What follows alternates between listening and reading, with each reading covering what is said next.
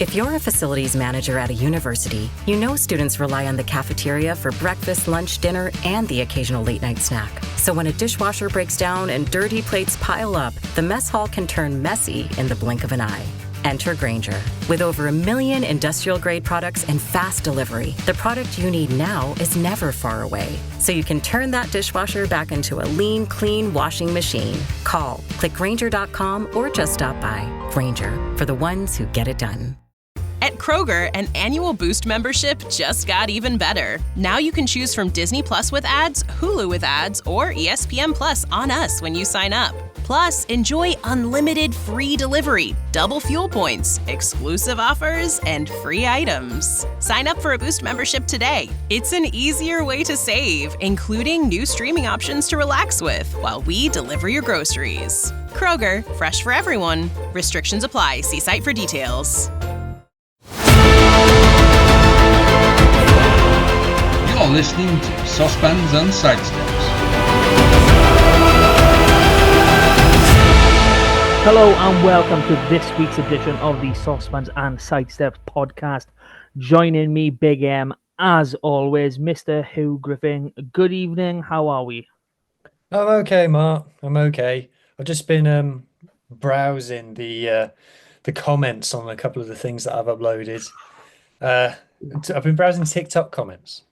Oh, So, TikTok. Ooh. yeah, so, all right, do you need to do that while we're recording? For audio listeners, he's just stuck some of the the Bulbasaur nasal stuff inhaler. up his nose. Yeah, No, Bulbasaur, it's not. They stick it up. Just we're a a sniff. we're What's a wrong with visual it? format now, Mart. You can't just be doing things like that. Fine. But yeah, I was just having a browse of the TikTok comments, and look for all the people talk about Twitter or Facebook or YouTube. TikTok is the weirdest comments. TikTok is by far the most aggressive comments, which is hilarious because after they finish watching your video, they're going to watch a teenager do a dance, and then they're going to watch God knows what else on TikTok, like some kind of trend or whatever, and then they just like pause in that to be like really aggressive to you, and then leave it. It's weird. It's weird, like 40-year-old bald gammon men being on TikTok and having a go at you on TikTok. Okay, I'm sure you're coming to a point by you. So what are some of the comments that you are personally getting? And come on, you got to give us something. So on my one that I've just done for my reaction to the Wales squad, which we're going to talk Ooh. about. I got one guy saying, "So how come you're not a part of pro rugby then? Or how come you don't work in professional rugby then?" And I'm like, well, You do? I make money talking about rugby. Does that count? Yeah. And what another guy said to me. Oh, another guy said to me, I need to have faith. We've lost. We haven't won a game since October 2023, but apparently I need to have faith. And there was another one I can't remember. Oh, yeah, said Yeah. it wasn't being consistent. Oh, and another guy asked me, because I was wearing this Scarlets jersey, a guy asked me, oh, how are the Scarlets getting on? Why don't you talk about the Scarlets? And I'm like, I've got a Scarlets podcast. It's called Saucepans and the Sidesteps, and you're listening to it right now. So I'm delighted. No, for audio listeners, Huw has got the biggest grin I think I've ever seen on his face while he's drinking his council pop out of a grey bottle, I believe. Or is it a different colour on screen? No, it's mostly clear, but with grey details. Ooh. Okay, so let's get down to the nitty gritty. You just mentioned it, but a certain national squad announcement was made earlier today, which today being the 13th of January 2025. And we got 7 buys in. So, Shall I put the team on the screen? wow. It's a wow. bit. I like We it. said that we'd start this as a bit. No, we did. You might have said it to yourself. You didn't say it to me. Go on then, chuck it up. Right, hang on. Oh, before Right. we go into it, is this you a team or is this just one of the? No, this is the squad. But to put the squad on the screen doesn't sound as good. Yeah.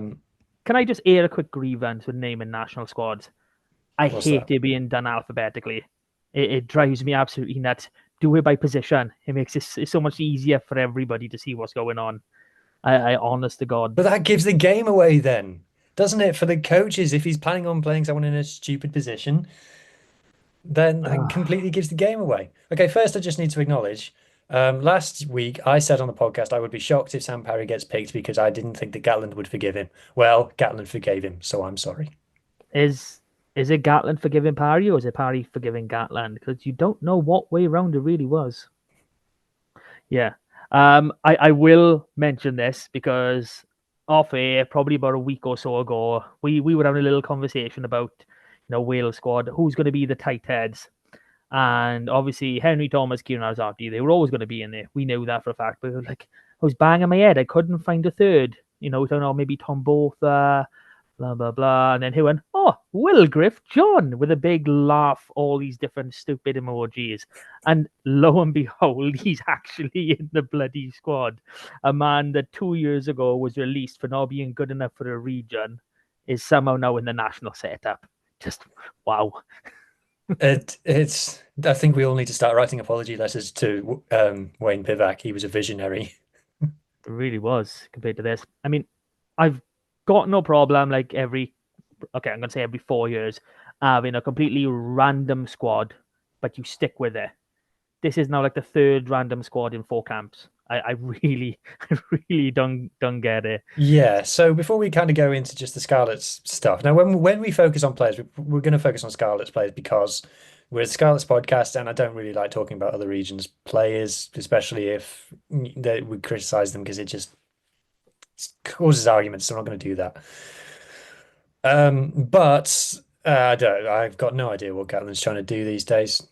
I've got absolutely not a Scooby Doo what he's trying to do, what he's going for. The whole thing about you've made this point loads of times, Mark. It's all very well building depth, but if you give them 20 minutes and then drop them, you haven't built depth, have you? And things like Max Llewellyn being dropped and Gareth Anscombe being dropped when they were like this, he clearly like bet the house on them in the autumn, but then you could go back to the summer where he'd clearly decided no, it's Ben Thomas, Mason Grady, and Owen Watkin, and then he abandoned that, and now he's abandoned something else. And that's just the story of Gatland 2.0, is just experimenting with something and then completely abandoning it. And like the whole Anscombe thing, where he's like, oh, he's not going to be around in the next World Cup, but there's like, I think someone put like 4 players older than Anscombe in the squad. Yeah, it is embarrassing, and anyone who's listened to any of these podcasts, especially when I've been on the rap pod as well, I've never been a fan of Gatland. He's a brilliant man manager, but he's not a coach. And quite frankly, I think he's lived off his assistants for well enough majority of his career. So he's now in a position where he can't do that. And I think we're kind of seeing what Warren Gatland mind can actually do, which quite frankly is scary. But yeah, so if we touch on our boys, okay, no, if we start with our boys, let's rephrase that because that was wrong. But there's no other way of putting it. They've picked the entire Scarlets 3/4 line for Wales. They've not only done that, they've looked at who's been in the Scarlets Academy in the last 10 years and gone, hang on, he's playing professional rugby, we'll pick him as well. Yeah, but they haven't picked the guy who's probably been in the best form, which is Johnny Williams. Yeah, it's a weird one. If he did stick with Max Llewellyn, no, even then, I still don't get it because I think there's 2 centres in there that I don't think quite are deserving given current form, age, Well, the thing around with them. I said I wasn't going to focus on Scarlets players. The thing about Nick Tompkins specifically, right? I'm not going to make any comment about my opinion on Nick Tompkins' qualities, his pros and his cons. There's no point in having him in the squad if you're not going to play him. Exactly. So why is he so what is it then? So the thing that he has that the others don't have is experience. And in the autumn, he picked Nick Tompkins and didn't play him a single minute. If he's going to do that again in the Six Nations, I don't get it. I don't get what the point of that is. I think it's the same in every single position as we go along. We've got more or less, and I think anyone you could probably pick your starting 15 out of this squad as such. But then you're looking at, okay, who's the bench, who's the backups, and then you're looking at saying, okay, you're developing depth. Okay, well, how are you doing that? Because if I can use Kemsley Matthias as a massive example here, now for me, the last Six Nations, he came in. It was his first time in proper camp after the World Cup warm up squad. That's always slightly different in my mind 'cause it's such a large squad. So that was the first time he came in, and since then he hasn't had 7 caps, but he's been involved in 7 matchday squads, and he's got less than 100 minutes of game time. Now, if you're bringing a player in, you've got to use them, and especially last year when they said, "Oh, it's all about development," until the autumn when he changed it randomly. If you're talking about development, then you put the player you want to see how they go, to see how they progress. Like even if it was last Six Nations, like okay, Domachowski, he had the World Cup. Okay, so let's progress with him by here. So Domachowski get as the start, and then Gareth Thomas off the bench with maybe Kems having a run out in one of the games. But that didn't happen. And then you go to the summer, and the exact same thing, and then you go to the autumn, and it's the same thing again, and you come round and you've got it begs the question: what if you don't rate him for whatever reason? Why do you keep picking him? For me, is if you're gonna have a squad like that, then why not just pick a squad of, I don't know, 27 players and then have 10 training camp players? Just make it abundant from the let go. You're not playing unless we have an injury, because it just doesn't make any sense to me. I get you pick your player in whatever position it is, and you see it through. That's why, like, I'm not a big fan of Azarati, but I've got no problem with him starting games just to make sure that he's had enough caps, enough minutes, more than anything, to really see how he steps up in this environment. And then once he's hit that thing, then you think, okay, we know where you are. You're probably not a starter. You're definitely top 3, but we're gonna move on to someone else now, and then we'll call upon you when needed, which is generally how you build depth. You see someone through before you move on to someone else. But we're just not seeing anything of that nature. I mean, how many different center combinations have we had now since Gatland has been back? It just seems absolutely ridiculous. Yeah, it's ridiculous. And that's what I had a massive go at Wayne Pivac for the whole center situation, and Gatland has just absolutely doubled down on that. Not only different players, but completely different game plans. And I don't get it. So speaking about the Scarlets boys then, so if we focus on that back line, like I said, the entire Scarlets 3/4 has been picked. 2 centres and 3 players. Ellis Me, which I called on the podcast, got in. Blair Murray, who we expected to get in, got in. Tom Rogers, who we expected to get in, got in. And I don't think it's any surprise Eddie James and Joe Roberts getting in either. So Mart, the duality of Big M. You obviously gutted that any Scarlets players have been picked for Wales, but now that they're in there, I'm assuming you think that they should all be first choice. One sec. I have done up a mock starting. I've done a mock starting 15 and a mock and a strongest 15 and a strongest 20. By which you mean you've done starting 15, and I shall now mock it. No, I'm not going to say it out loud. I'm just going to tell you whether or not they're in my starting. Like, so I'll be honest. Back 3, I think if he's going strongest 15, I think only Blair Murray gets in. Really? Starting. Yeah. If you're going for a 23. Who have you got a fullback for Wales? Sanjay. Oh, yeah, I forgot he was in. Yeah, fair. Yeah, so if we go for the strongest 23, I think Tom Rogers comes in as fullback, and Blair Murray and Ellis Me are both on the bench for impact, because Eddie James back 3 players on the bench. We've got no real 10s. Ben Thomas is going to be a 10, and Dan Edwards, he's a brilliant prospect, but he's a prospect. I'm happy for him to be in and around the squad, but to be involved in the match day, I think is too soon. There's still a lot of progression to Two be back done. three players on the bench. Are you gonna put Tompkins or Watkin in there?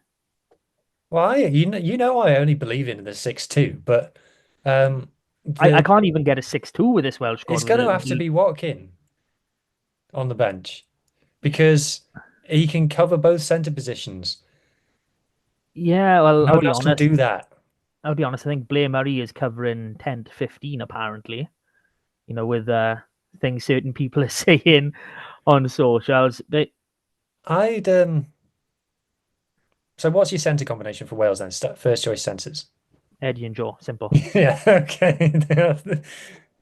I agree, but The little high pitched voice, and I love it. do I agree? Well, here's the thing. You either goes There's three options. You either go No, Watkin and Joe, because that's what you did against France in the last Six Nations, which feels like a million years ago at this moment. Um, and for God's sake, just not something brand new. Or he goes Watkin and Tompkins, because at least they've played together before, and that's the most experienced version that we've got. And for God's sake, we've got to win a game. Or he goes Eddie and Joe. Now, I haven't really helped there, but that's what I'm saying. yeah, like for me, I know we've just, we can speak about Max Llewellyn missing out, which is, still very weird. But Joe Roberts is your 13. He But is. that was always the thing about the autumn that I always had the question in my mind is because in the autumn he went back to the Six Nations style centre partnership, except I don't know about that. He went because he had a passing 12 and a crash ball 13. Now, Ben Thomas is better at passing than Nick Tompkins is, better at playmaking. And crash ball, you can make people can make up their own minds about who they think in 2024 was better, George North or Max Llewellyn. But if Joe is the long-term solution at 13, then Max Llewellyn is nothing like that. And that game plan was never going to work with Joe. So what was No, all that about? That's my issue. yeah. I mean, if I'm looking at this even objectively, Joe is quite rusty. He's still only a few games back from injury, but you've got to start Joe. Looking at the centers that are available. It just purely has to be him, and we got to remember he's going to get at least another game, and then a couple of weeks training. I doubt we're going to see many of these boys for the Edinburgh match, but less said about that right now, the better. So he will be closer to proper match fitness and a little bit of form. And then it's a case of you want someone with size then. And, Tompkins, he's a little terrier. He's a nuisance, but he's not that. Watkin, he doesn't really give you that front foot ball. So it's got to be Eddie James. And they're a centre partnership that have played together multiple times. They know each other. It would work, and quite frankly, you could really, stick your arm up and go, we may as well have all outside backs of Scarlets. Yeah. Okay. So here's what we were mulling over in the group chat. It was what does the Scarlets backline look like without any of these players? Oh And no, it is, trust me on this, dear listener, a little bit scary. it's Because not. I think we would if we don't get any of these players released back to us for the down weeks, we are going to have to play a 6-2 split because we won't have enough players unless Tommy Lewis comes back or Jack Davis gets more game time, which he might do because he was on the bench against Benetton. Yeah, So and he did. that's the options. Jack Davis did come on fairly early in our game, showing that Yeah. he has a bit of trust in him. I mean, we're looking into our back line now, and I'm thinking. So I'll tell people who I picked. So scrum, we haven't had scrum half picks, so that's fine. Obviously Sam's injured. We'll talk about that more in a minute. So you think, oh, Johan Lloyd at 10. No, you ain't got any fullbacks. So Johan Lloyd at fullback, Charlie Titcombe at 10, and then we Charlie. don't have any other 10s. That's all of them gone. And then obviously it's Johnny at 12, Max at 13, and then the wings are going to be Johan Nicholas and Steph Evans. And we just have to say Steph Evans isn't match fit yet. He may not even be match fit in time He needs to go and for play for the Edinburgh. Drovers, doesn't he? Or Quins. Well, if that's going to happen, well, it's only one game in the FLC this weekend, which is the Drovers. So this is the only weekend he's going to have opportunity to play, and I don't think he's match fit.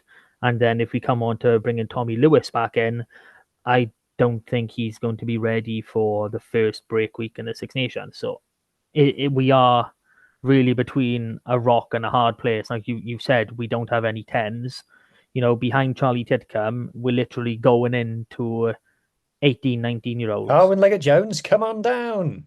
Is he 17? I mean, I wouldn't be against it, but he's got the under-18 championship. We'll get onto that a little bit later. But yeah, if we do look at the actual tens we do have in the system, we've got Steph Jack Jones, who's had a handful of games for Llandovery, majority off the bench.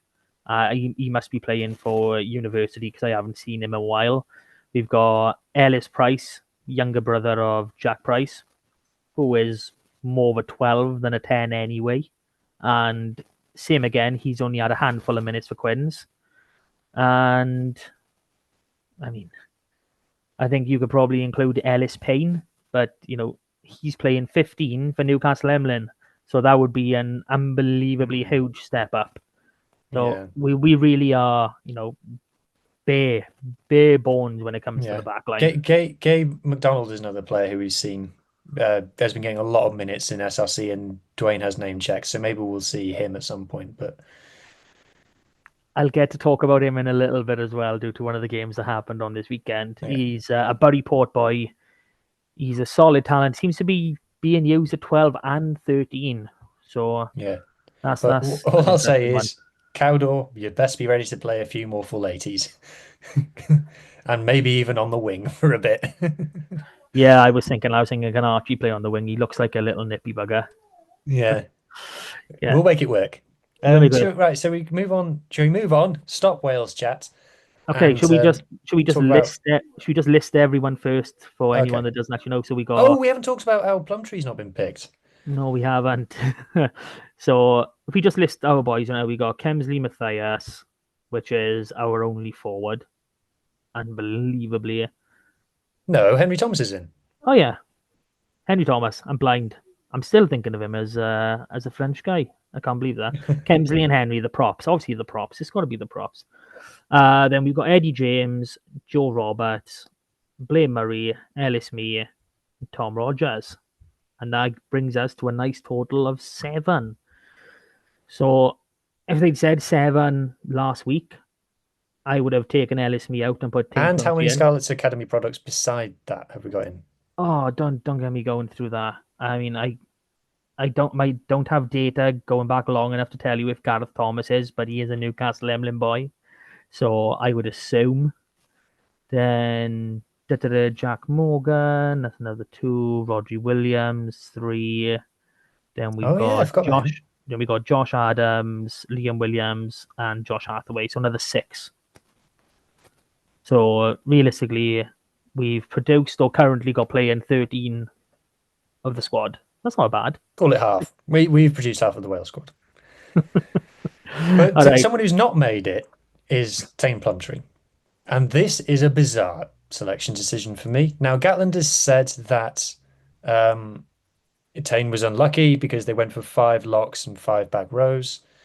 And he's not made the cut. And he then started doing some ramble about how they've picked a lot of English-based second rows, which means they'll have to bring in people to train in the second row, but that's not going to be Tane, is it? So I'm not sure how that was relevant to that question. But the point is this. Is Tane good enough to be selected for Wales? Yes.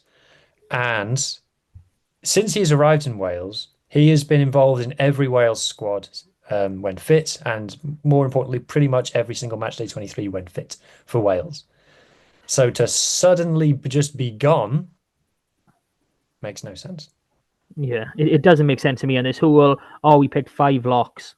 You normally pick 5 locks. You normally pick 6 back rows. And, I'm assuming he's going to use Freddie Thomas or Christian's. I don't play rugby for my club. very much. At 6, because we've literally only got both of them. I'm gonna go out there and say it's probably gonna be Wainwright playing 6 as we have Faletau in there, but we don't have a player in the mold of Plumtree. There really isn't another one quite Yeah, like him I've in the just pulled up country. his stats against Gloucester, and he had of course, he was playing at 6 with Fafita. Refer to Does old work. podcasts on our views on that, but he was good. His stats were pretty much the best player, and like, I don't understand this. Players are the just kept in, and then gone thing. No, like I know people have been saying, "Oh, he's got discipline issues." True. He's hot headed. He does He's young. he does get in it some games. It's only the odd game you've seen. It's not every single game he's going penalty machine. It's like the no, I'll talk about that later. But yeah, Plumtree is a mini Fafita, and I've got no problem saying that. And I do think that Plumtree is going to eclipse Fafita within the next 2 seasons, as in finish this season, so 2.5 years really. So that is going to be some standard of player, and he's already, quite frankly, I think the best natural 6 that there is in Wales. Jim Botham, He just doesn't work in Gatland's system. And Gatland picking Wainwright at 8 and Plumtree at 6 didn't make any sense. It should have been the other way around. For a Gatland system. So it's just a continuation of the trend. yeah. Oh well, let's throw that in the bin for now. Then we'll come back to that in a couple of weeks when it's more relevant. So next thing we have to talk about, there was a man omitted from the squad, not because he wasn't good enough, not because he was dropped or not selected. It was because he was injured. Young Sammy Costello, on his 24th birthday, breaks his collarbone. Now, What a freak injury. You don't see many of them in rugby, do you? no, and I've looked back at the tackle, and I'm trying to see, because obviously it must have been the impact as he's gone down on the ground. Yeah, so Because, I was because at the game and I saw him getting treatment, and they were moving his arm down and he was like, ooh, ooh, ooh. And then they lifted his arm up and he literally jumped. He literally shot up in the air and cried out. So, um, yeah, so from that moment I was like, oh, that's bad. And I assumed it would be a dislocated shoulder, but a broken collarbone, gosh. yeah, it's it is really ominous because my wife, my other half, she's broken her collarbone, and it was literally she fell and her arm was like locked out straight as she landed, and obviously a shockwave straight up through to her. That's what snapped it for her. And I'm just thinking the way he's landed, I'm not quite sure how he's quite done it. It must have been a Blame the hell of a lot artificial of force. pitch, Matt. It must have been a really, really heavy pitch. He must have landed so hard. So he's had scans. He needs an operation, which means it looks like he's going to be out 12 for weeks. 12 long weeks, 3 That's a months. massive blow to us. It Scarlets. is. Forget Wales for a moment. And he is still, by the way, Sam Costello is the best fly half in Wales. But it's a massive impact to us. That's an absolute gut punch. There's not many players who losing them would harm us more. No. I mean, He's top he's top 5 at least most important players for the Scarlets. if he is plain sailing 12 weeks and he's back, it will be for the round of 16 European knockouts. Whether or not we're involved in that is another question. But again, later on, don't you worry. But yeah, he's going to miss 6 games. He's going to miss obviously Van this week, Edinburgh, Ulster, Munster, Stormers, and Ospreys at home as a minimum. Looking at how we play, looking at the system, and I hate being negative, that. But honestly, I think our top 8 chances have just taken one hell of a hit, and I mean a massive, massive shot. So, yeah, I mean, shall we discuss on options now, or shall we Well, move on to the I next? think To I think next. if we as a kind of a bridge to the next bit, we're now in a situation where our number one fly half is gone. So we're now left with, because it affects two positions, doesn't it? Because it affects scrum half as well. Because now and our senior fly half is gone, which means we're left with a guy who is still adapting to be a fly half, and a senior academy guy who is we all think is going to be great. But now, this is it's on Dwayne, really. We're now in a situation where one of our fly halves has not had enough minutes and is going to be thrown in the deep end. And the scrum half who he's got the most relationship with, hashtag dream team, also doesn't have enough minutes. And the other fly half, as we shall now transition smoothly onto, is off at the end of the season.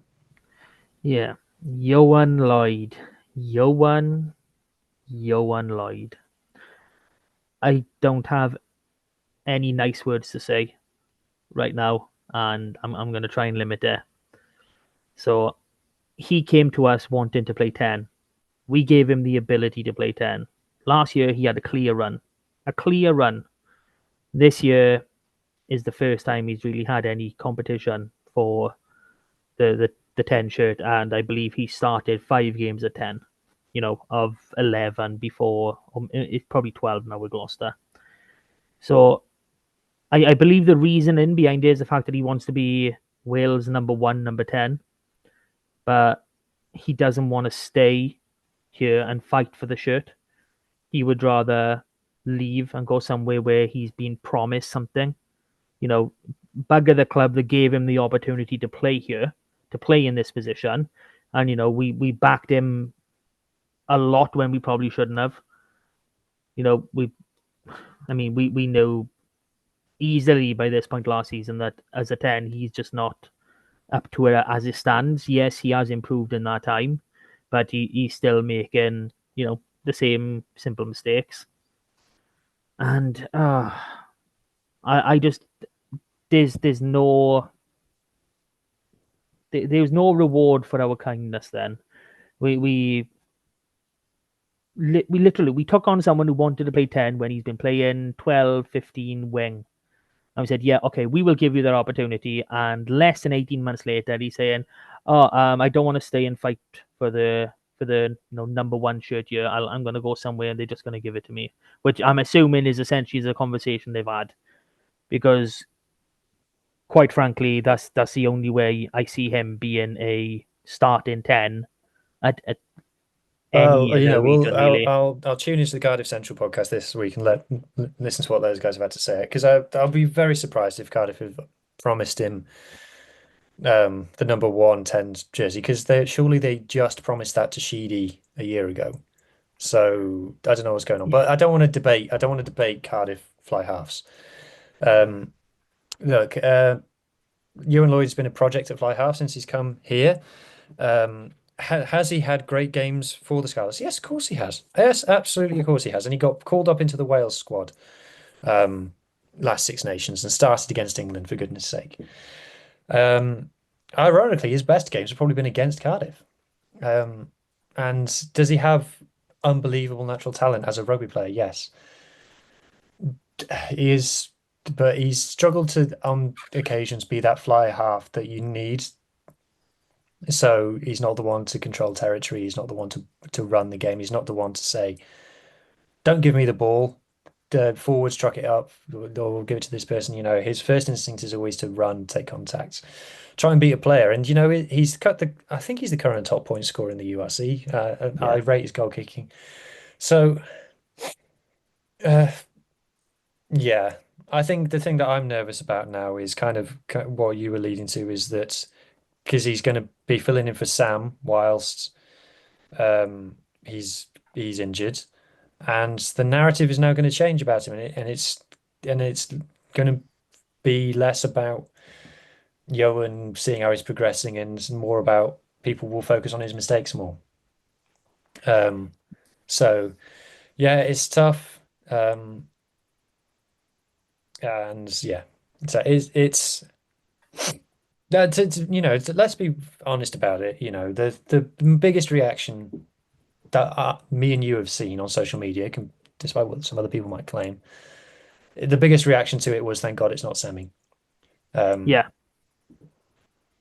and there are a minority of supposed Scarlet fans who are like, oh, I wish we'd have kept Lloyd over, first, which, quite frankly, I don't understand how you can be a Scarlet fan, watch these games, and not know Sam is head and shoulders, above everyone.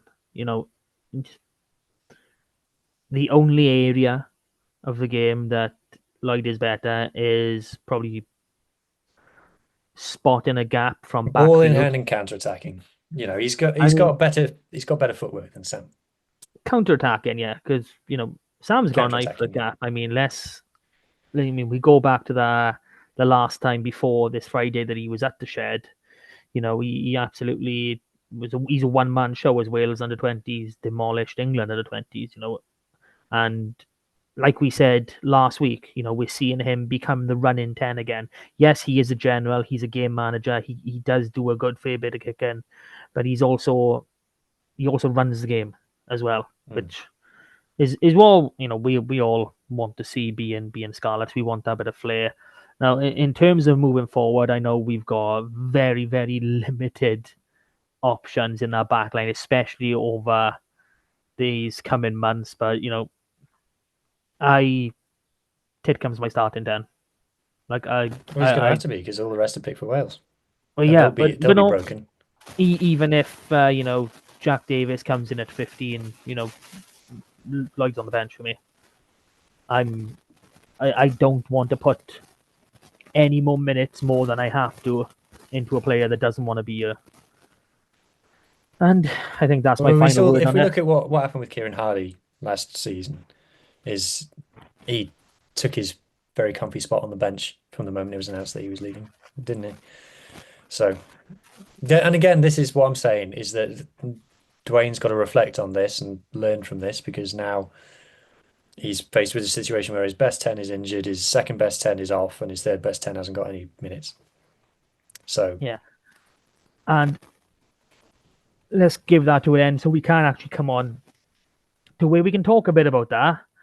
And so we travelled up to Gloucester I say we, Scarlets travelled up to I Gloucester. travelled to Gloucester.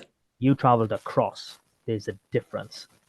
No, it's down for me, actually. Okay, you travelled down to Gloucester. Okay, so I think more than anything you see on socials about this match is how amazing the fans were and the Scarlets fans at that. So I've seen some numbers thrown about that there was, about 1,000 Scarlets, if not more, there. Tell me what was your, personal opinion Yeah, about it? Is I that don't about know right? anything about the numbers. I'd be guessing. I'd be guessing. But what I can tell you is that the bit where the Scarlets were in the shed, you couldn't get into it. Yeah, there wasn't physically enough space. You couldn't get in amongst it. So I had to go further down. I got some clips if anyone hasn't seen it already. If you check the Rap YouTube channel, there's a vlog of it there. Bumped into Benji. Shout out Benji, saw him there. I also shout out Seb, a Scarlets fan who came over and said hello. Nice to meet you, Seb. I hope you're having a great day. And have since had a couple of messages off other people saying like, "Oh, I thought I saw you. I wish I'd come and say hello." Always come and say hello. Always come and say hello. Yeah. Even if it turns out not to be me, come and say hello anyway. Yeah, who's got a very friendly face. If you see me on the off chance, come say hello as well, but I'm not as friendly. I don't have as friendly as a face. Yeah. And it was great. I was blown over in a very good way, and especially at the end. We'll talk about the match in a minute, but worst scoreline of the season, and the Scarlets fans were just there, just singing "Scarlets Till I Die," singing the whole way through. I've seen messages off Gloucester who said, "You boys can come back. You were great." I've seen one Gloucester fan saying, "The best visiting fans that we've ever had at King's Home." So shout out, that's massive credit to the Scarlets as a fan base. And in a very difficult result on a cold ass night in Gloucester, that's made a lot of people very proud to be Scarlets fans, I think. Was that performance. And like I said, I don't know the actual numbers, but when I walked in at the shed end, I was like, oh my God, it's all Scarlets fans. It's all Scarlets fans here. So that was cool. Uh, so I've only seen the game in person. I haven't watched it back on telly or anything. So you Yeah, give me your, because sometimes it's easier to actually watch it on telly than in the ground.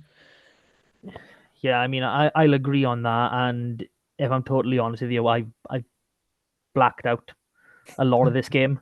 I tried watching back. I think I got about 25 minutes in, but uh, I got a very similar feeling to the Cardiff at home game. You know, and I'm probably expecting the stats to really show the same. We were the better team, I would have thought, in terms of numbers, obviously definitely in terms of A possession, lot of our territory. stats are better than Gloucester's, yes. And obviously they scored 5 tries. So well done to them. They got over the line. But I'm just looking at all 5 of those, and the 2 more ones. I'm just thinking, what's going on there? We just so soft. And then the other, I was very surprised by how easily they drove us over at the Mull time. That all season we've been great Mull defense, so that surprised at how easy they got over. yeah, it's like their first Maul try. It was clear obstruction, but I'll be honest, every team does it, so it has to be more than blatant to be called. So I'm not calling for that to be struck off or nothing. I'm not doing that. Their first score, Wade kicks it ahead. It has a bit of a dodgy bounce, so they manage to recollect, and then they just get over from there. Yeah, They their first score, their kind of attack is going a bit nowhere, so they just chip it through. Yohan Lloyd, who was playing fullback at that moment in time, was down crocked. I thought he was going off. He was getting treatment off two physios on the pitch at the time. It bounces off, I think, Blair Murray's back heel, goes into the in goal, and they drop it, dab it down. So it was an unlucky try to concede. And then the final try, hang on, I'll see if I can find the final try. The one that I Wade scored. Yeah, if I wanna, I will talk about the third one and the one in the middle between the Maul tries. And obviously this is down to the artificial surface as well. He slid in from what it felt like 300 meters out. I really, this would talk. There's always an element of luck in a game, and luck was more on their side than ours. But at the same time, we had plenty, plenty of opportunities in this game to, Yeah, to so do a job. if I show the Wade try, so this was right in front of me. I'm in the, you can't really see where I'm pointing, can you? But I'm right in front of this.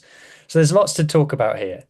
Um, Firstly, the ball obviously bounces off the Gloucester player's bicep. Is that what the referee calls in the end? Head. He calls head, but it came off the shoulder. Right. Okay. So Well, that's unlucky, right? That as in Gloucester haven't planned to do that. The Gloucester player hasn't tried to do that. The ball's gone there like that. Wade's kicked it ahead, and look, fair play to Wade here. But look at Jared Taylor, by the way. Watch Jared yeah, Taylor. This is a flanker closing down an inter. To be fair, at that point, if Jared Taylor had smashed him into row Z and given away the penalty try, I'd have forgiven him. I'd have been like, yeah, okay, it's fine. And look, it's an excellent finish from Wade. The technique to dribble the ball and take it away from Taylor, unbelievable. So fair play to him. But it is unfortunate, as in Gloucester haven't broken down our defence here. They There was very little intent about that apart from when Wade was finishing it. So that's for me, that try and the first try are unlucky. And then the 3 tries in the middle, no complaints. But yeah, then you go on, sorry, because you've watched more of it on the screen. I've only watched it from the stands. yeah. I'm looking at that fight, their final try, and if you want to take a step back, that ball gets out of James' hands, not through a tackle. We're in for a score, and I think at that point we're not winning the game. I don't think we're winning the game from that point, but I No. think we do get within the 7, and I think we make it very, very awkward for the I last was couple of double annoyed that seconds. that got scored because I said in the preview that we hadn't conceded more than 24 points in any game, and if that hadn't been scored, that would have still been true. um, Yeah, but things that we said in the preview, I said that Gloucester score 60% of their tries in the first half. They did exactly that. We said we'd go after them at line-out time. We did exactly that. And we said that we'd have to score tries in order to beat them because they score tries. And we didn't do that. And they look like a team who are used to scoring lots of tries in a game, and we look like a team who are used to scoring 2 tries in a game. yeah. So enough on them. Now, if I come on to us, similar problems that we've had all season. Our exits are average at best. Within the first 3 minutes, we had 3 opportunities to clear the ball, and we got next to nothing out of them, and it eventually resulted in their first try. How the play progressed. Then we go to the restarts. Like I haven't watched back enough of this game to really assess it, but the first 2 restarts went stupidly long. We didn't have a player within 10 meters of the ball being caught, and they just had. I think the first one they tried running out. The second one they had just the simplest of exits, and they booted it 30 meters of the pitch. But if we switch over to our attack, and this is where we see a difference between Johan Lloyd and Sam Costello. Sam Costello doesn't just follow the game plan. He doesn't just follow, this is the move, this is how we do it, this is what has to happen. He will assess things on the fly, and he will give the correct ball. And there was a moment, I'm trying to find where I've written it in by here. I'm trying to find the actual time if anyone wants to have a look back there. It was around the 21-minute mark. We had a line out. I think it was in their 22. The pass goes in behind the Lloyd, and he then has 2 options. He's got Blair Murray on his shoulder, or he's got Nicholas out wide who's being guarded by 2 men. Now, for me, if he pops that ball short to Murray, the way it looks like on camera, I'll be honest, I think it'll take a hell of a job to stop Murray getting to the line from that point. But he throws the pass to Nicholas, and it's almost intercepted. So you're like, Urgh.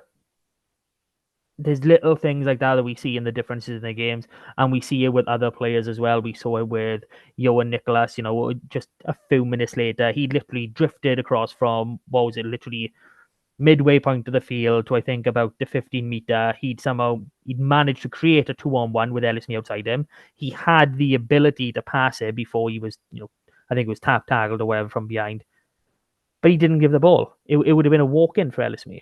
There's little things like this in our game that they've crept in now, which I'm not liking. But at the same time, we can say, okay, these are our boys that are our starting backline. We say we'd have Sam Costello over Lloyd, and it depends where Johan Nicholas is playing. If we're talking 15, I think say we Rodgers. missed Tom Rogers' dancing feet, didn't we? Because Yeah, he's made a lot of tries for us this season by beating 3 men.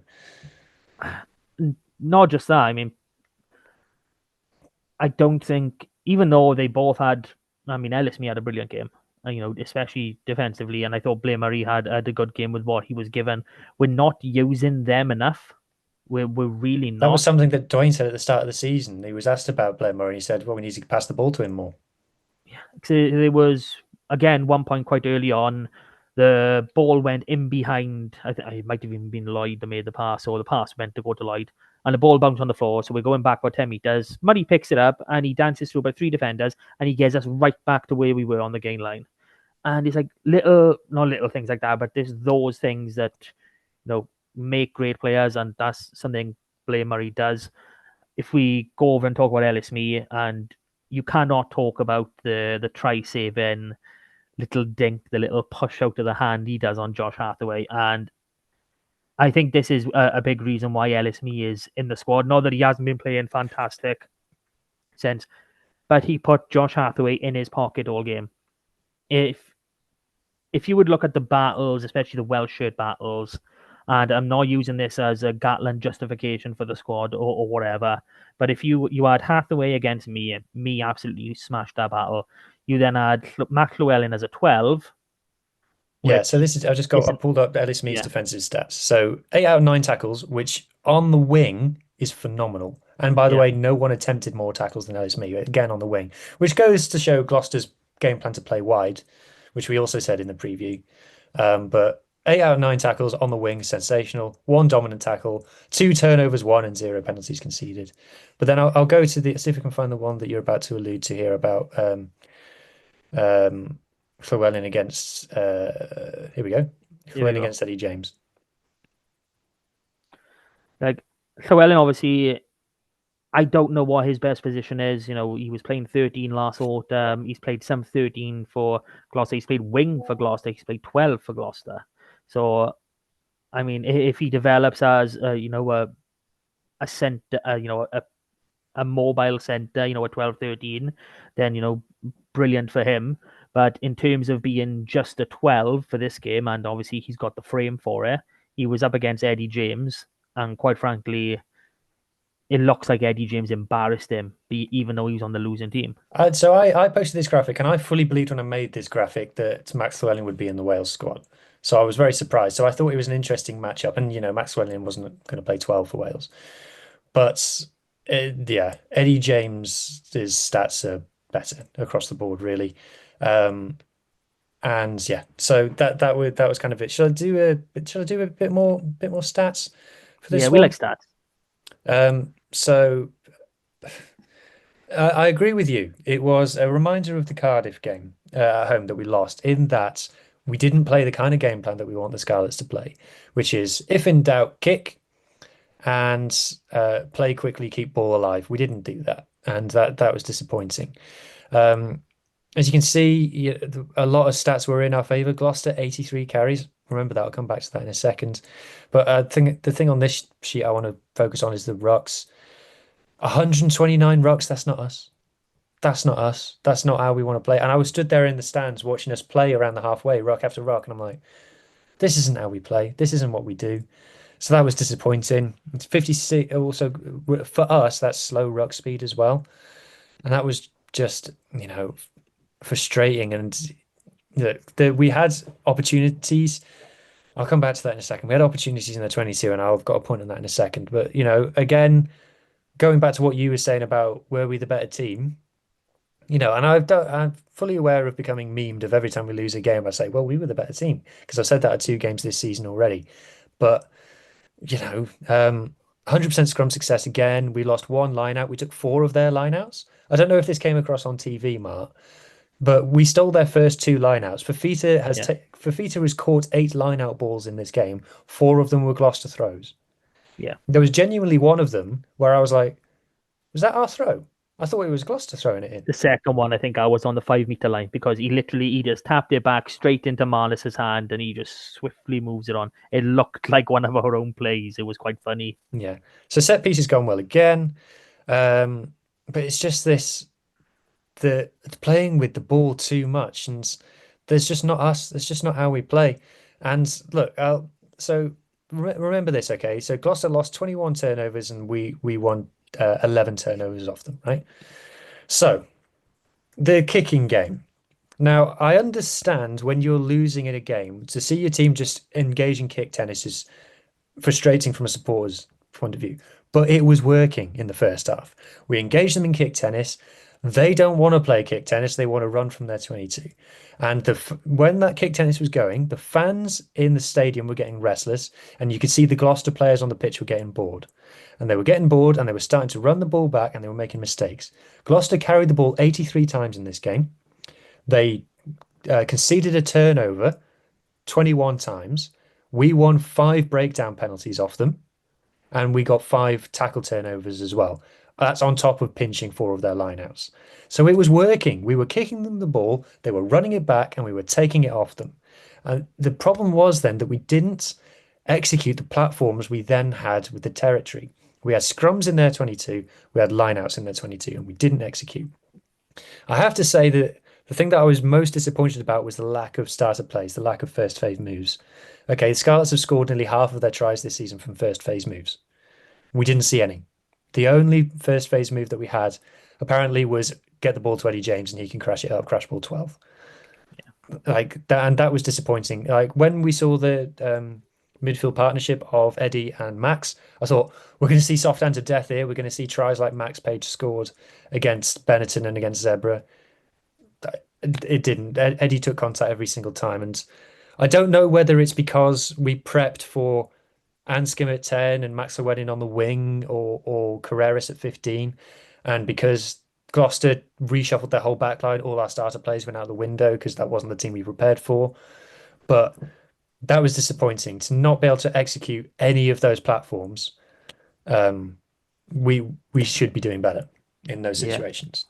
I mean, we know how good of a player Max Page is attacking. You know, we've all got our issues with certain players.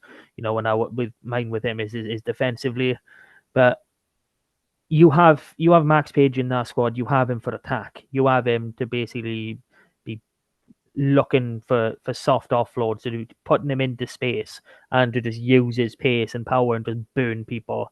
And I I honestly can only remember seeing him with the ball in his hands once in that game, which Tell you know. it's just terrible. Like obviously it might have been a few more.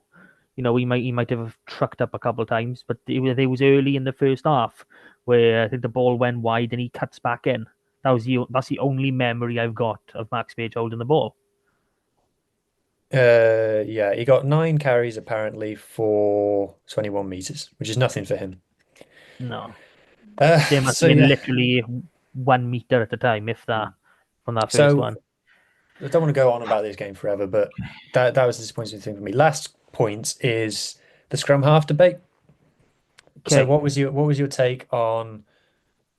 Firstly, I'll bring up his stats. Cowder had a phenomenal impact off the bench. So what was your kind of take on the scrum halves in this game? now we can go back a few weeks ago to when Archie first came back into the team, and you know we said he needs to be starting. I said I pegged the Dragons game as the one. Okay, that's the one I'd want Archie starting. That's the one. Okay, he didn't start that because he starts that. I don't think he should have started this one. I know he's played games last season, but he's a young kid. Let's not forget now that we went into this game with a backline with an average age of 22, which is just Yeah, stupid. Absolutely that's not stupid. like youngest player is 22. That's half of the players are Average. younger than 22. Exactly. So for me, and I think it's actually on this post that you've put, Archie needs minutes. He needs to start. There's no issues with him starting. I want him to start more. But for his sake, for confidence sake, it should have been at home that he gets his first start. And if possible, with a more experienced backline. If you could have put Johnny at least. Johnny, Joe in your centres and Tom Rogers at 15, I think those were the three I actually named. If you can have that backline for Archie starting his first game at home, I think he has a much better chance to succeed. In reality, he ended up in a backline with no leaders, and I think Eddie. and I watched Eddie for a bit. I think Eddie was doing stuff. There was times like we were setting up under scrums, and Eddie was the one telling people where to stand. yeah, I've no doubt that Eddie took up that role and he is developing, but he's not a leader as it stands. Sam Costello was the only real leader in that backline named. And look, in my opinion, when it comes to Yeah, and Dwayne alluded to that as organization, well in the post match interview. I should have listened to that. I could probably save myself a bit of chatting by you, couldn't I? But I think Archie ended up in an impossible position when Sammy went off.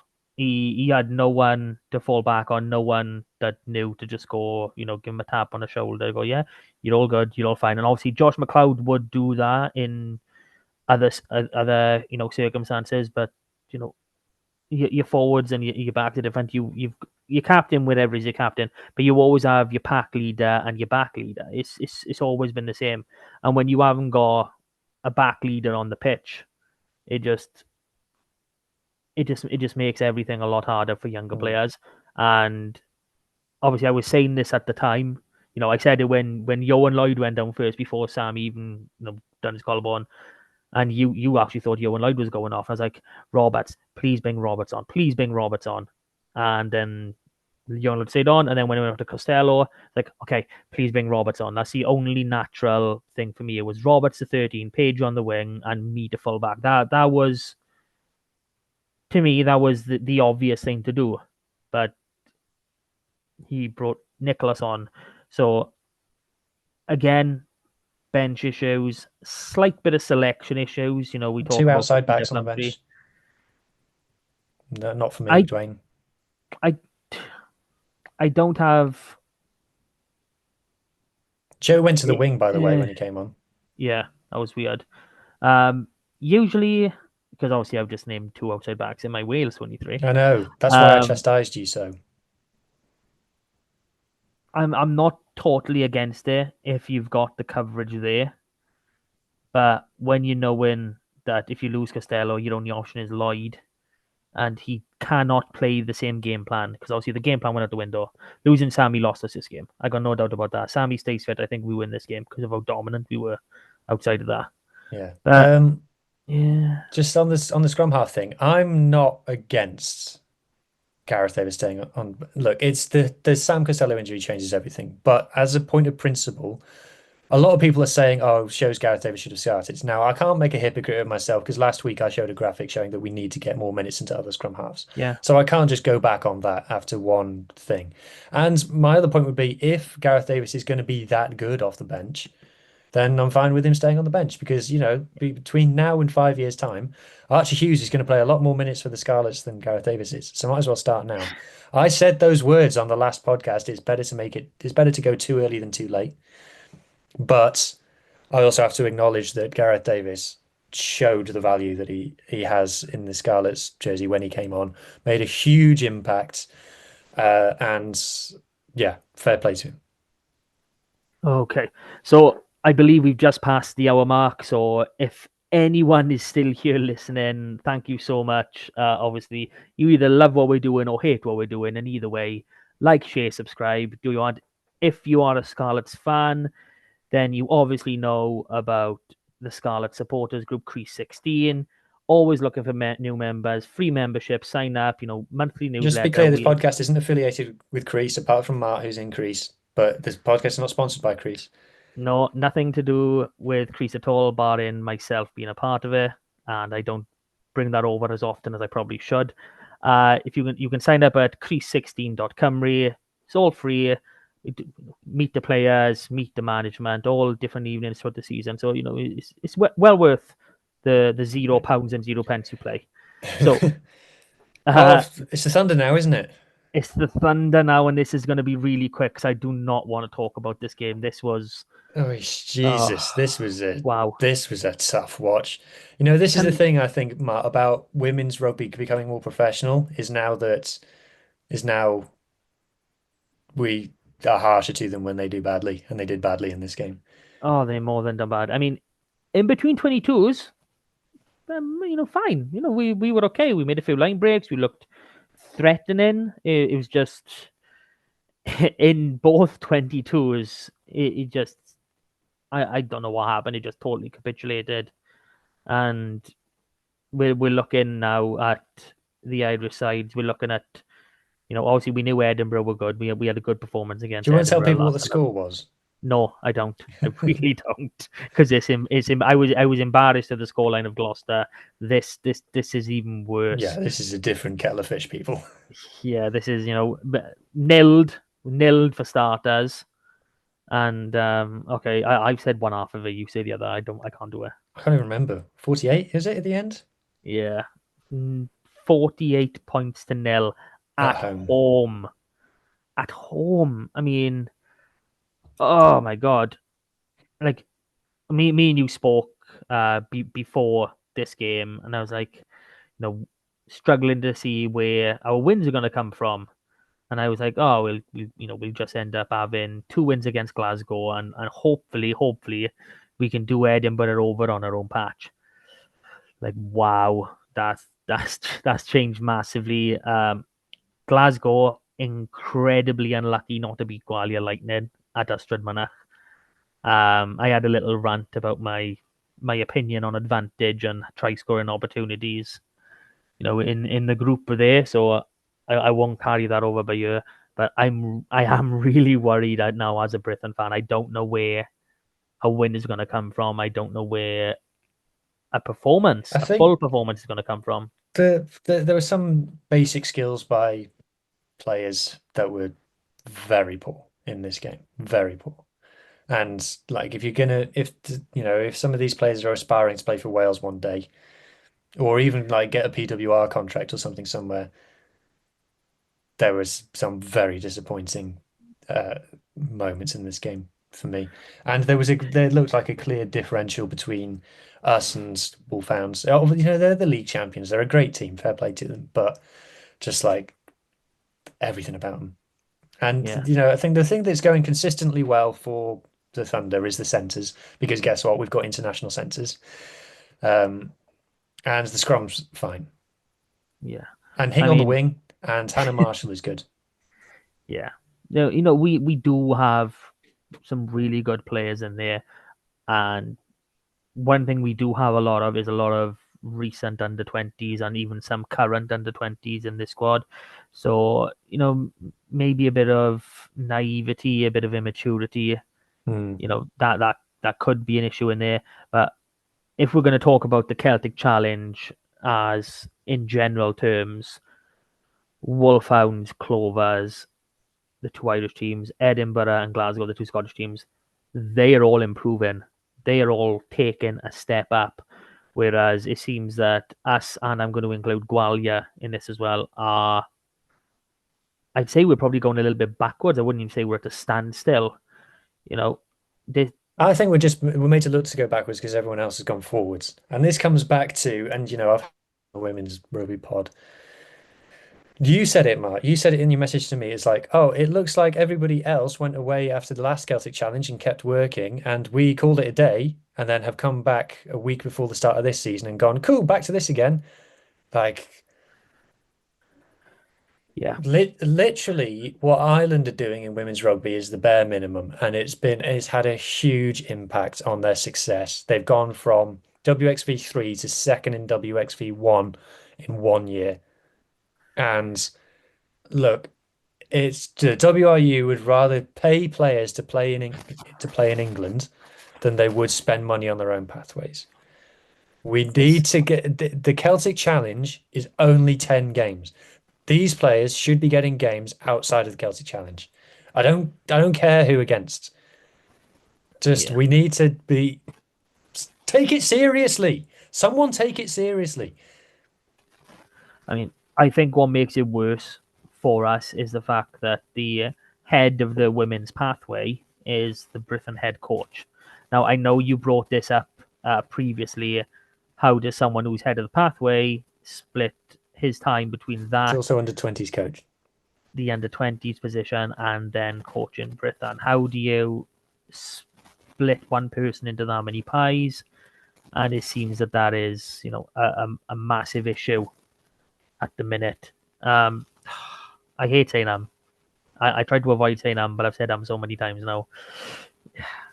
It's disheartening, and I think the pathway up to 18 is fine. We've got some amazing hubs. You know, just they're just not translating that after 18. I mean, if we talk about some of these, you know, we've got 9 full-on girls hubs. That's without the clubs that run women's sides. Obviously, a lot of clubs run pure women's sides as well. So we've got the likes of Valley Vixens, South Pemshire, Strady, Soswans, Wibborough, Cleddau, Wild. There's so many talented young girls, and some of them get poached by Gwalior. Some of our former Scarlets season ticket holders get poached by Gwalior. We have to mention that. But the opportunity for girls to play up to 18 is there. Now, it's not to the standard that it will be for male players, and it's never going to. We've got something like 300 odd clubs. That's not something that's ever going to be able to compete with. But as a basic pathway to get them to 18 right now, it's brilliant. It's working up to under 18s. I see good things in the Wales under 18s. When they go in the Six Nations festivals, etc. But it's just after that, I know we've developed these performance centres. I think it's 3 of them.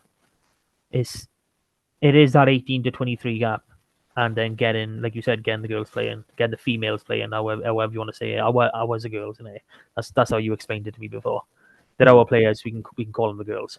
But again, yeah, I don't know what's wrong at the minute. I don't know what's missing, and we've done the numbers ourselves. Women are not paid anywhere near as much as the men. And I know you got to find this money from somewhere, but if you could just simply find £2 million, and I know that sounds stupid because it's £2 million, that's like 2% of the WRU's revenue.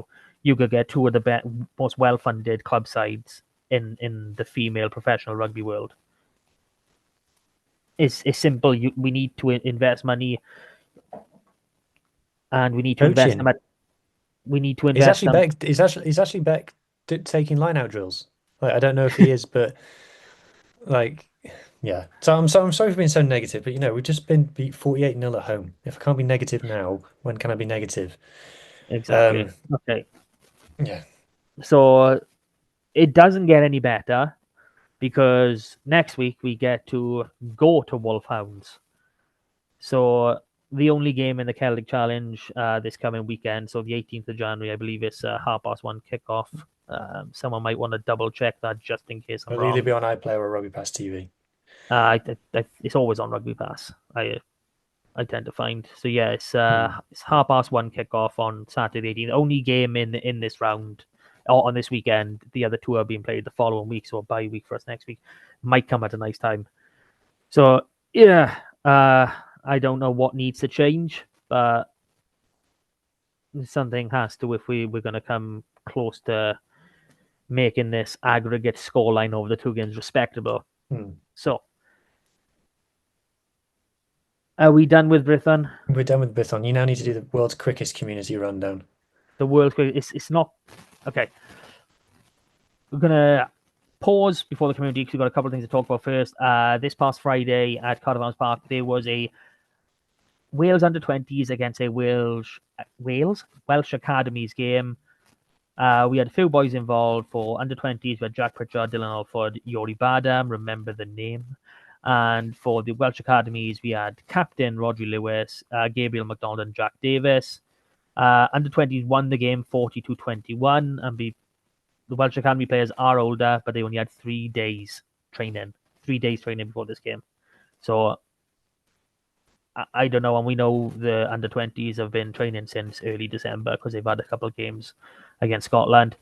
So a couple of things of note in this match for Welsh Academies. Gabriel McDonald made a beautiful intercept, lovely run, and he offloaded for a try assist. I think Josh Carrington, I think the guy who scored was.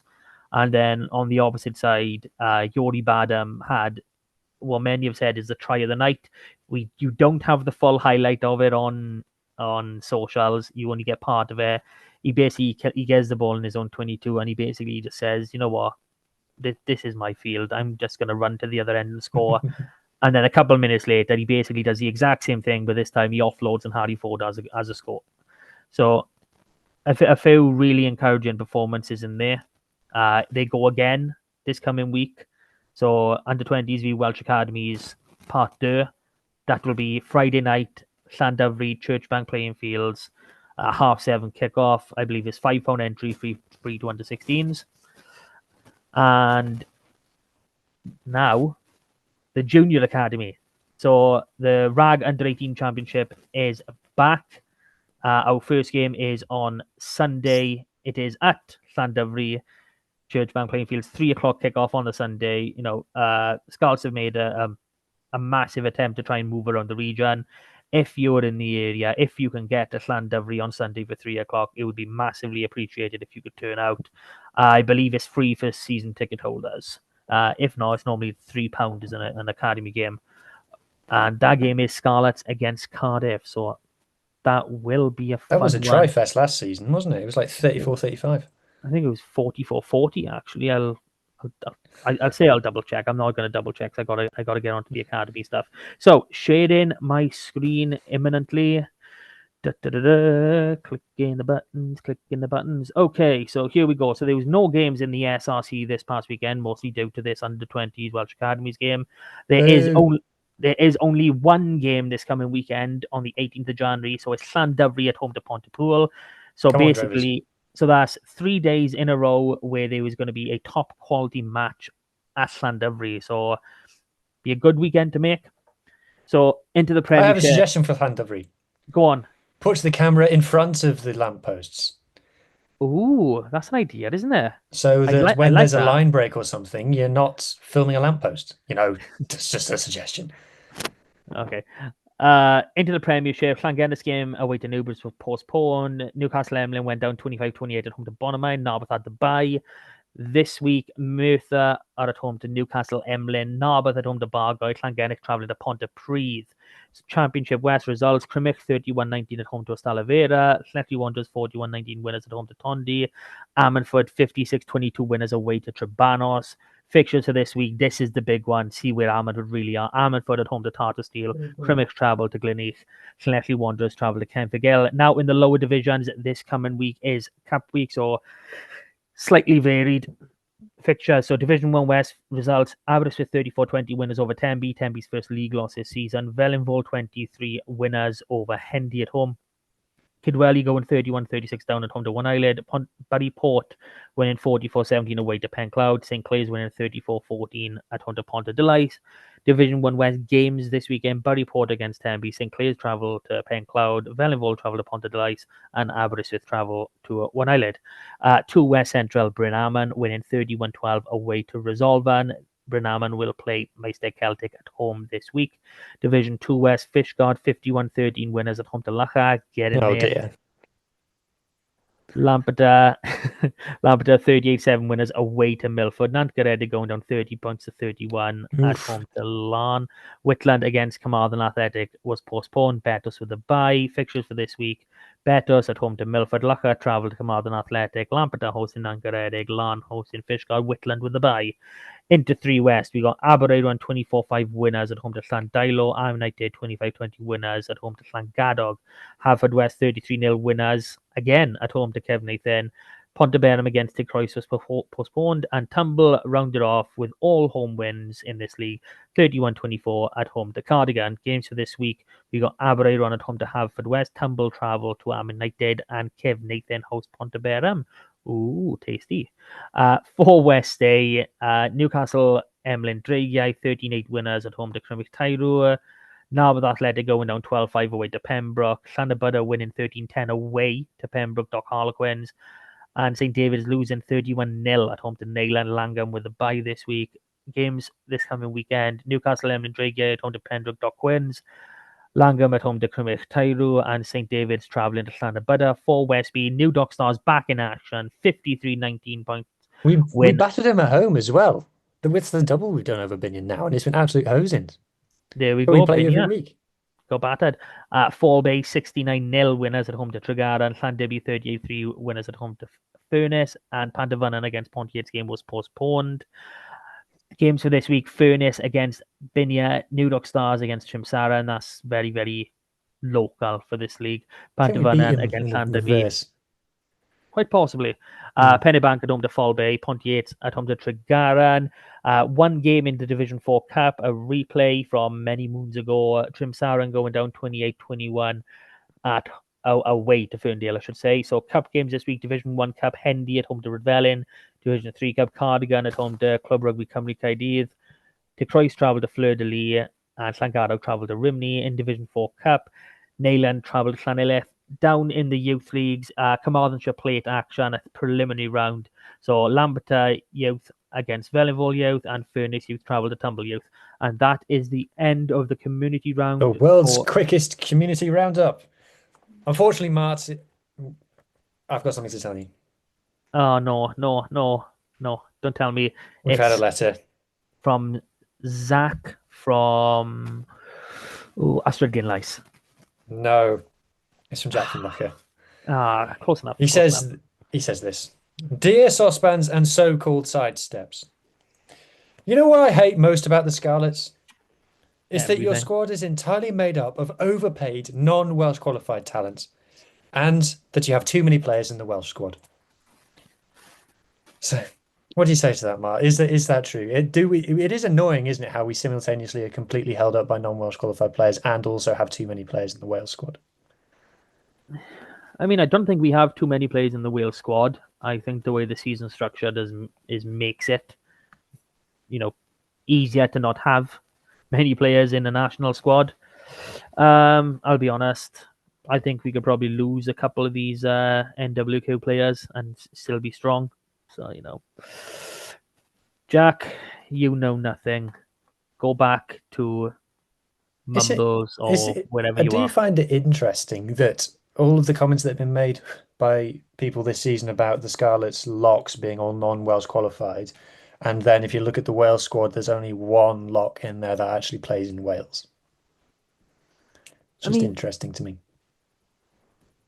I'm going to include Jack Price in this just because he has started games. He has played quite a few games. And so he is Welsh. Um, again, with the Yams, what am I doing?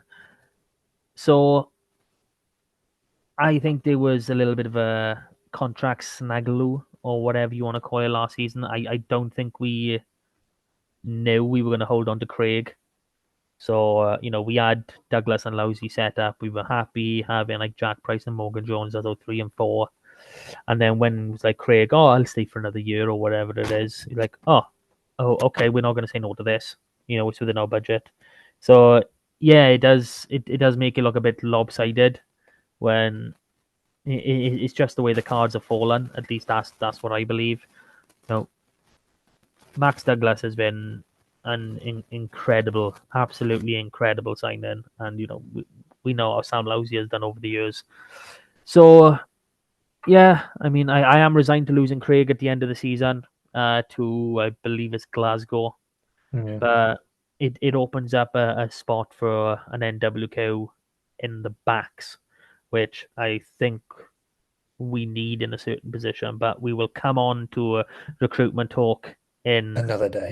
another day because we're already running incredibly late. Yeah. So, Von preview then. So, would you like a game of Guess the French Statistic? Guess the French statistic. I like this one. Right. You tell me what French statistic that you want to learn more about, and then I'll click tout voir. Okay, so I get to pick between these three, is it? Well, yeah, so the Von is somewhere in here. So spoiler alert, Von aren't going to be in the top three of many stats. For audio Okay, listeners, I'm looking at the top 14 official stats website, which is very good. okay, but it's not translated. So I'm gonna No, that go. would take the fun out of it. I'm gonna go for the middle one because I enjoy scratching balloons. No, the scratching blues is further down. But you've picked Milieu Defense, which I think I know what that's going to be. So this is points conceded in the top 14 so far. So let's have a bit of a scroll down. And we see that Von, the most points conceded in the top 14 Woohoo! so far this season. It's a good start. Good start. Well done, everybody. I don't know how you win this game, but what else would you like to see? Milieu Terme de Possession, Milieu Occupation de Oh Terrain. yeah, occupation. I like occupation. Well, I don't need to click too far on this one. Von are in the top three. Oh, so Von like to play with the ball. Mm. There we go. Oh, and Territory. Occupation du terrain is territory. yeah, I think people could have figured that out. Um, what is this? Number of cartons, Juan. So is that cards? Is that yellow It is cards? cards, yes. So 10 yellow cards, and That's what nothing in France, honestly. have they, That's have they played 14 games? Did I see in yeah, the last one? So almost a card. Well, yeah, if they literally only two teams have less cards than them, so yeah, almost a card a game. So yeah. yeah, Toulouse only having 6 cards in 14 games is a nonsense. They've got the special invisibility cloak when it comes to referees in France. okay, Um, I know what the first one is. So let's have a look at tries. Go on. tout voir. Vaughan have scored the ninth most tries, so they're actually not that untry Oh, scoring-y. so well, being Yeah, bottom doesn't really suit with us, that does it? yeah. What about Okay, penalties? Obtain Wes. penalties Offloads, one. don't know what that is. Drops, meters, Drop. parkours. I mean, drop goals, meters gained. I don't know what French is. Yeah, it took me ages to figure out what franchisement was, and it's line breaks. Line breaks. Oh, okay. Oh, yeah. Let's go have a look. Let's have a look where they are. Tout voir. Uh, Franchise low 11th, 11. So 47. 51 over 14. So Oh, that's 51, what sorry. just over one a game. Just over one a game. So not three a game. No, Sorry, no. I'm going the wrong Three, way. My brain's not working now. We've been on here three too and a long. half per game. Three and a half per game, let's call it that. Placage Casses. Millier Talks de Transfo. Von top of that. Um, what is that? I want to Tax say the that this is transfer. conversions, but I don't know for sure. It just says matches. So No, that says matches play, but Tour de Transformation. I want to say that's conversions. well, everyone's at seven. The I'll lowest is seventy check. percent. I'll check with my French contact after Oh, this. balloons. Yes, ballon gratis. Let's scratch some balloons. Come on. Tout voir. Okay, this the last one? They Their don't scratch bottom. many balloons. Yes, No, turnovers. Come on. 20 seconds. Do you want to see any Uh, others? That's the most exciting one, to be um, honest. yeah, yeah, Okay, fine. so I'll give you my Von preview then. So I have a book where I A write book. notes in, and when I do a preview of teams, I do columns are good, what they're good at, and what they're bad at. And for Von, there's not much in the good column, and there's a lot in the bad column. Okay, So I think I can already put one more in the good column. what's that? Callum Avoni. Ah, we'll come to that. So Von, look, no secrets. Von are 14th in the top 14. They haven't won a single game in the Challenge Cup so far, including a loss to Black Lion. Wouldn't know what that's like. Um, 3 wins from 14 games, or 3 wins, I guess, from 17 games in all competitions so far this season. They've won one game away, which was at La Rochelle, of all places. Um, so they've got a minus 123 points difference in the league, which isn't too bad. They do average scoring 24 points a game, but they average conceding 38, which is a lot. Oh, What are they good at then? So 9% of their carries commit three or more tacklers, which is a lot. Their scrum is good. So they got 31% of their scrums on their own put in are won via penalty. They only lose 6% of their scrums via penalty, which isn't very many. They win 15% of opposition scrums. So 1 in 6 ooh, scrums against them, they win, which is interesting. solid scrum. Um, but they're a very like kind of type five sort of team. So they attack the blind side quite a lot. Um, I think that 20% of their movement is tight, which is basically just pick and goes. That's the most of anyone in Europe. They don't move mid very far, very much. Sorry, they move mid quite a lot, which is kind of like crash ball 12 indicative. And short passes. Most of their passes are short. So if I talk about what's not great about them, 24% dominant carries, 18% tackle evasion, neither very good. Offload success, 71%, not very good. Tackle success, 84%, quite low relative. 7 dominant tackles per 80, which is the third worst in Europe.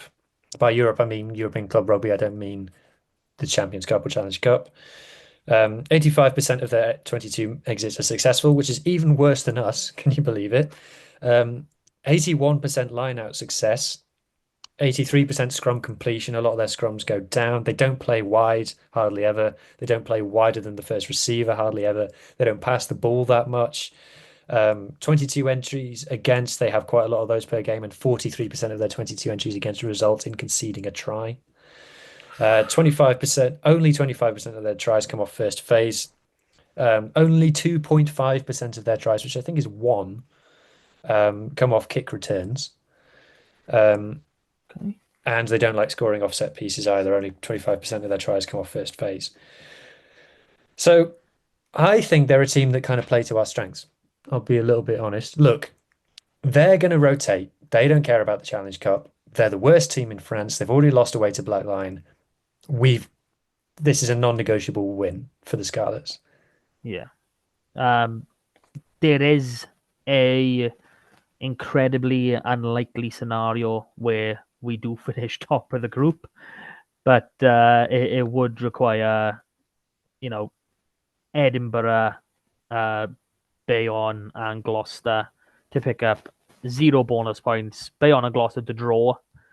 Us to beat one with a bonus point, and I think it's like a 40. I think it was like a 46, 47 point swing between us and Edinburgh. So it's stupid. So it's unlikely to happen. But a Bayonne Gloucester draw, I don't think that's totally out of the equation. That's in Bayonne, isn't it? Yes, I believe I'm going to double check for you Bayonne will win now. that. Yeah, they probably will win that, but I'm hoping by her. So they draw by there. All we need to, we win with a bonus point, and we then win by 13 points, which I think is well within our remit. That finish us second in the table because it's done on matches won and then points difference. So, there's still a lot of optimism to be had about about Europe. I don't like the current setup, but we're not here to discuss that. So star players for them. Look, the chances are their star players aren't going to make the trip, but star players for them. Mako Vunipola, you may have heard of him. He's obviously their loose head. He's been integral in their scrum success, and he's got 6 tackle turnovers as well, which is very good. Callum Afoni. So Callum Afoni, we all know him. We all know the qualities that he brings. He's Vaughan's top carrier and top tackler this season. So we'd love him to come back and say hello to him when we're at the park. I really, really hope that regardless of everything he said at the start of the season, once the draw was made, look, I'm going to the park. I don't care if I'm injured. I'm going to that game because, quite frankly, he deserves it. He deserves to come back. He deserves to see the people applaud him. Give him what he deserves, really. Because, quite frankly, he could still be in our starting 15. If I'm totally honest with you. Yeah, and then 2 other star players for them. Celeste Rayasi has 8 try involvements, 76% gain line, and 41% tackle evasion. Very good. And then a guy called Michael Ruru. He's got 8 try involvements as well. He's also got 6 jackal turnovers and 7 dominant hits. Okay. But yeah, I think the interesting stat about them is that they like to play with more than 50% possession and more than 50% territory, which suits us just fine. So I think so long as the scrum holds up against them, which we have statistically the best scrum in rugby, so hopefully it will. I think there's not much else about them that worries me based on the stats, other than my usual underlying level of worry being a Scarlets fan. Yeah, it's usual. We got to get a selection right, and we need to use the bench, and show we can use the bench more than anything. This is quite likely the last time we've got those 7 Wales squad picks with us. So, quite frankly, we use them. I'm hoping to dear God that both Tom Rogers and Johnny Williams are both fit for this game because, quite frankly, we need them. And it's going to be interesting life without Costello. I think this game is going to tell us, the selection is going to tell us what we're going to be doing going forward. If Charlie Sickham doesn't get minutes in this game, he's not getting minutes against anybody. Because we've already played Black Lion, we've already played the Dragons, we've already played Zebra. Unless Peel does what he done last season, and when we go to, obviously we went to Leinster last year, so I would imagine he does it in that game. For me, Titcom's got to start. It's as simple as that. I'd bring Joe Roberts straight into 13, Tom Rogers 15 if he's available. I don't know. I do think I play Johnny over Eddie. just because I do want it to come there, so I'd want Cowdo one side of him and Johnny the other, and then obviously if Johnny's not there, it'd be Joe. So he's got some security in the people around him. He's got some experience. He's got some old heads. As far as old heads go at the Scarlets quite now. Yeah, and I think the only change we make to the pack is the Fifita Plumtree conundrum. Yeah, I think that's it. Obviously, I'm hoping some players are fit and return. I don't know why Archer Holtz wasn't involved in this game. We got to see Gabe Hawley. Oh, shout out Gabe time. Hawley. Apologies, Gabe. First game, I noticed the scrum got better when he came on. That's my opinion. Yeah, Don't know your thoughts as the scrum person. Again, I blacked out a lot of that game. I honest to God, I can honestly say from about 27 minutes to the full-time whistle, apart from the actual tries scored, I can't remember anything about that game. And I'm quite glad my brain has been able to do that, if I'm totally honest with you. But yeah, a couple of tweaks. I would imagine Archer Holt's come back into it because obviously he wasn't listed on the injured. Ryan Elias is obviously not involved in Wales, so that kind of tells us that he's not going to be around for a while. So I wouldn't mind seeing Isaac Young come on the bench. Have a shout. I don't know. What were you? What any changes you would want to make to this? Win the game and I'll be satisfied. Win the game and I'll be satisfied. Okay, so scoreline. Let's be very quick because again we've overrun. How have we gone so long? I know. Scarlets by 12. Scarlets by 12. Scarlets by 15. There we go. That brings us to the end. Thank you very much for listening. If you've made it this far, just wow, just total commitment from you. And if you actually support the Scarlets and you've made it this far, then even doubly better for you. So thank you very much. We'll do it all again next week and hopefully celebrating a win. Thank you for joining me, Huw, and we'll do it all again. Trabat.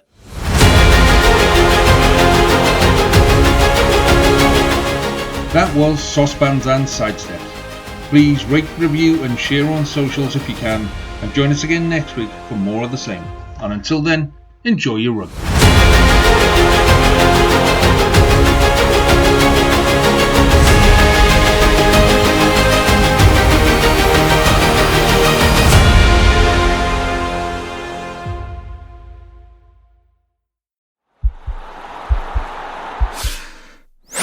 This podcast is part of the Sports Social Podcast Network.